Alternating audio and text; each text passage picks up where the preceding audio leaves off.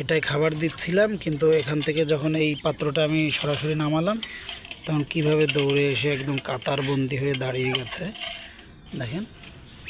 এসো, ওখান থেকে খাও।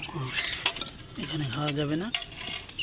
চীনা হাঁস কিন্তু ভালো একটা শিকারী প্রাণী, মানে খুব কাছে এসে তারপরে খায়, মালিকের খুব কাছে আসে।